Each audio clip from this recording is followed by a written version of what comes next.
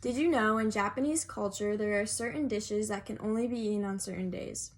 Within my speech, I'll talk about one of these special days and the traditions and activities that partake within it.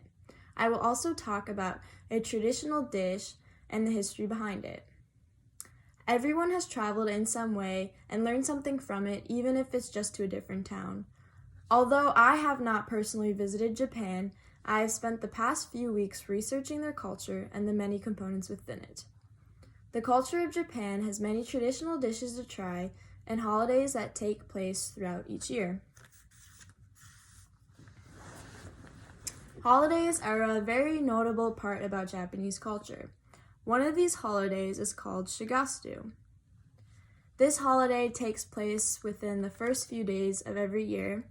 Typically, families gather together in company with many traditions and activities. One tradition that typically takes place during this holiday is welcoming Kani with decorations. These decorations are normally made out of pine, bamboo, or plum, and they're placed at the front of the house, and there's one on each side and they kind of match each other. Here's a picture of what these decorations typically look like.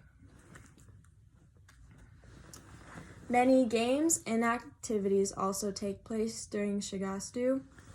One activity children enjoy over this holiday is flying New Year's kites. There's also this game that's played that's kind of similar to badminton.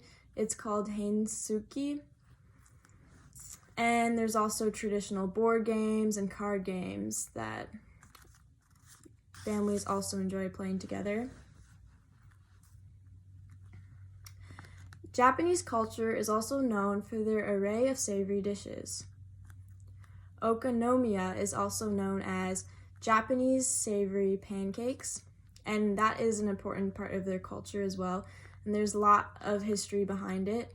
This dish goes as far back as the Buddhist ceremonies during the Edo period. The first use of this word came from Osaka, but Hiroshima style was popularized after the atomic bombing when food was more scarce. So people would use their extra post-war rations to get the supplies or to use their supplies to make this dish. And this dish is kind of composed of egg and flour batter mix with cabbage on top. And other toppings can be put on top as well. It kind of just depends on how you like it.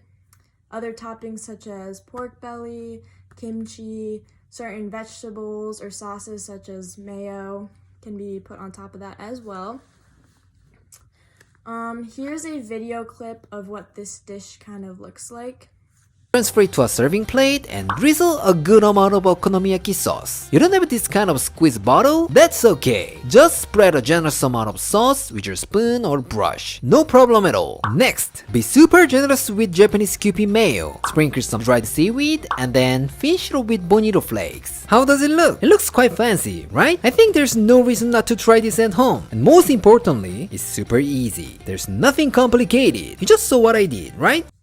Within the Japanese culture, there are many sacred traditions, one of these being Shigastu, where families gather together to play certain activities and enjoy certain traditions.